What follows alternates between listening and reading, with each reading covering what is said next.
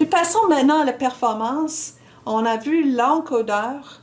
On a parlé de l'exploitation de la distance euclidienne et on a parlé d'utiliser la distance libre encore une fois pour le TCM. Donc, c'est ça que nous allons examiner maintenant pour la performance. Donc, nous allons chercher la distance libre pour le TCM et à partir de ça, nous allons être capables de calculer le gain de codage. C'est ça notre objectif, de calculer le gain de codage pour le TCM. Pour chercher le gain de codage, on a besoin de distance libre. Donc, qu'est-ce qu'on veut voir pour le gain? Comment est-ce qu'on calcule le gain? Mais on fait une comparaison.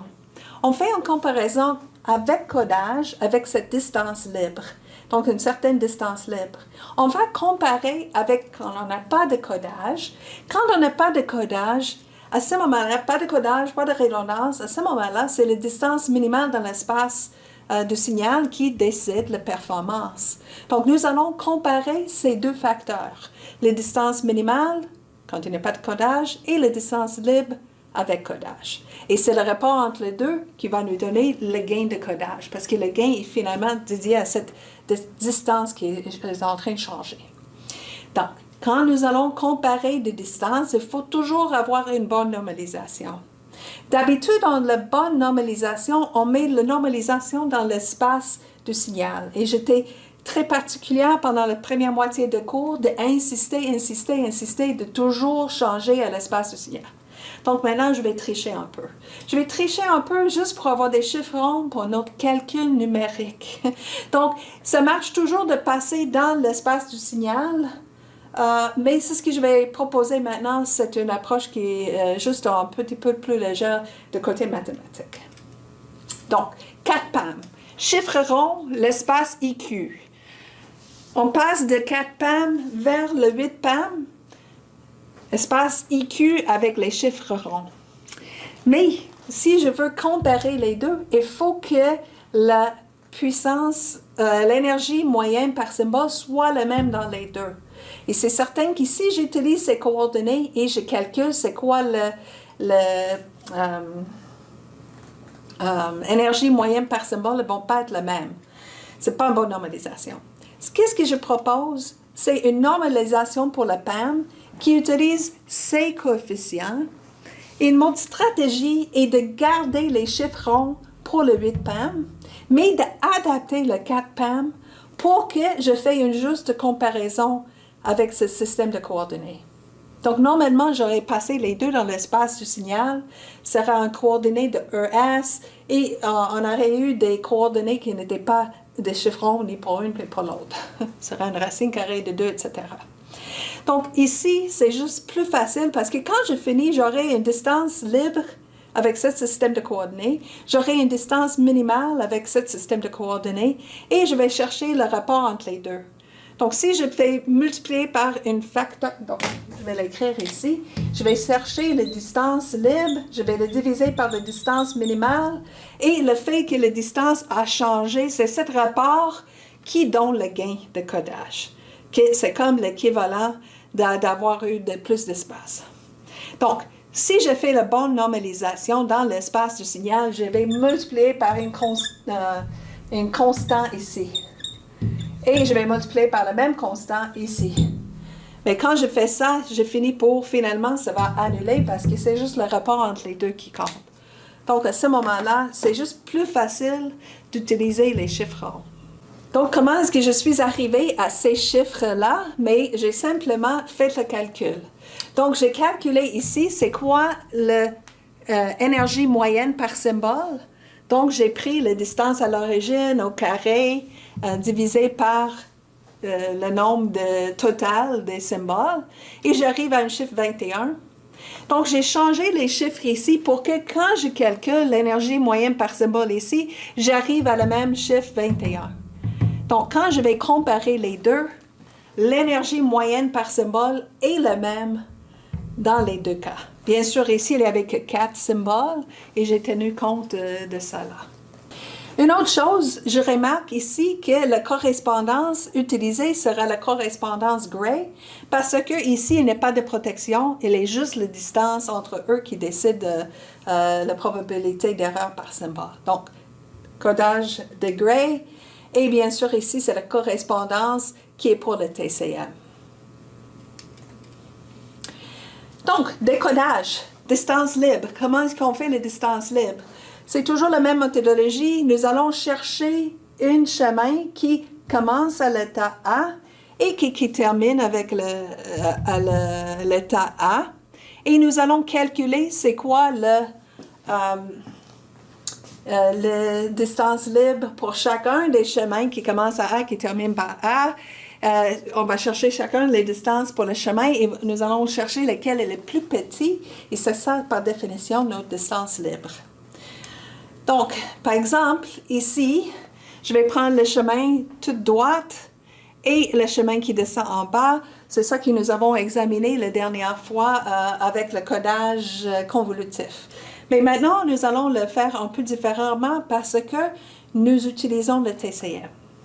Donc, le trailer ici est similaire dans le cas que ça indique le mode de code qui sort quand je fais une transition, par exemple la transition de l'état A à l'état B.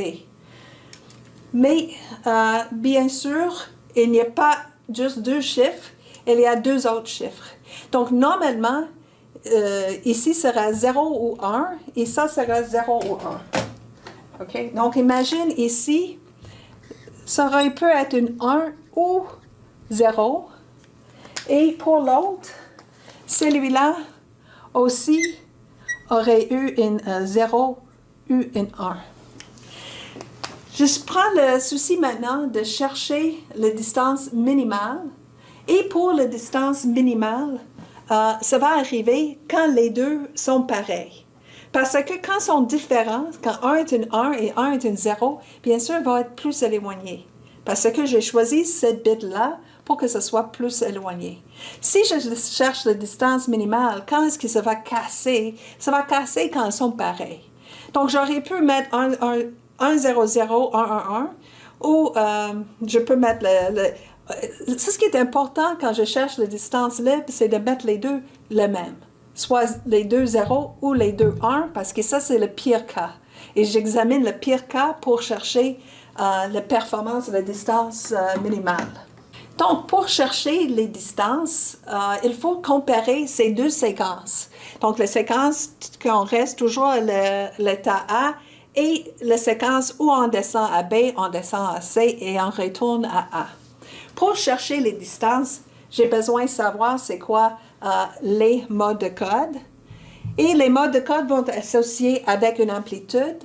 Et je vais chercher les distances entre le symbole qui est 3, 0 et le symbole qui est 0, 1, 1.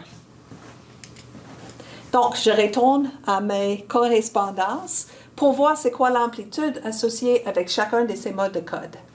Donc, par exemple, si je prends le mode de code 0, 0, 3, 0, c'est l'amplitude 7 qui est associée avec ce mode de code. Et je veux savoir c'est quoi la distance entre ces deux. Et le code 0, 1, 1, c'est à la distance 3. Je vais juste mentionner, si j'avais choisi 0 ici et le 1, 1, 1, ils seront beaucoup plus loin l'un de l'autre. Et je cherche la distance minimale, le pire cas. Donc, encore une fois, c'est où le premier est le même. Donc, j'ai maintenant le coefficient 3 et le coefficient 7 et je cherche c'est quoi la distance entre eux. Quand je passe à la deuxième,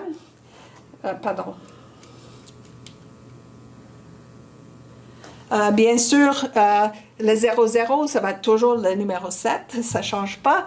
Et la prochaine, ça va être l'amplitude 5. Et bien sûr, ici, le mode de code est le même que la première. Donc, je suis toujours en train de voir la distance entre 7 et 3, 7 et 5 ou 7 et 3. Donc, c'est les distances qu'il faut examiner pour chercher la longueur de chemin. Donc, nous sommes en train de voir chacun des distances locales et bien sûr la distance globale. Donc, coordonnées dans l'espace IQ, ici était le coefficient de l'amplitude était 7, 7, 7. Ici était une amplitude de 3, une amplitude de 5, une amplitude de 3. Donc, je vais calculer maintenant la distance, le chemin métrique de chemin la distance globale pour ce chemin des trois transitions. Donc, la définition de la distance euclidienne pour un chemin est que la distance au carré et la différence entre les coordonnées au carré et la somme. Donc, entre 7 et 3, la distance entre 2 et 4. Entre 7 et 5, c'est 2. Entre 7 et 3, c'est 4. Mais il faut mettre chacun au carré. Donc, 4 au carré, 16. Plus 2 au carré, 4. Plus 4 carré, 16. Donc, 16 plus 16 plus 4, ça donne 36. Donc, la distance au carré est égale à 36. Je ne vais pas faire tout le chemin. Vous pouvez faire ça vous-même, faire l'exercice.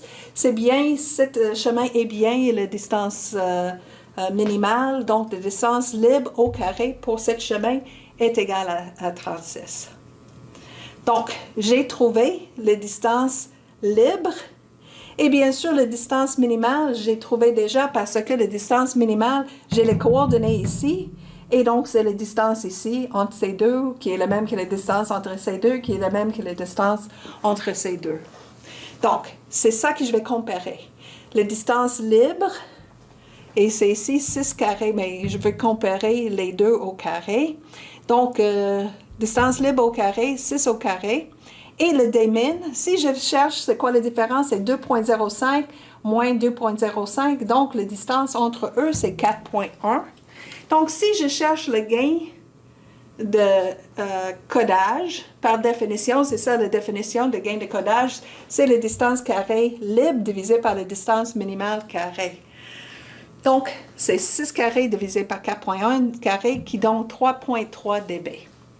Donc, pour le TCM, qui passe de 4 PAM vers 8 PAM, le gain de codage pour cette code convolutif avec une distance minimale de 6 est 3,3 dB. Si je n'avais pas fait une bonne normalisation, si j'avais laissé les coordonnées plus ou moins 3 et ici les coordonnées standards, mais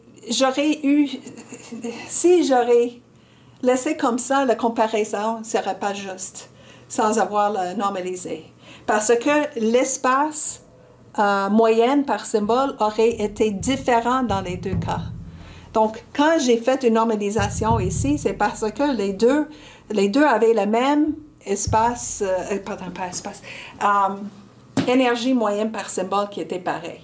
Donc, dans la normalisation ici, cette ES était la même pour les deux, était 21. Donc, à ce moment-là, la normalisation ici était bonne. Si on avait fait ici, elle n'aurait été pas correcte parce que l'énergie moyenne par symbole aurait été incorrecte. Donc, juste faire attention. Donc, j'ai fait un passe-passe parce que je n'ai pas mis dans l'espace du signal, mais j'ai fait le souci pour assurer que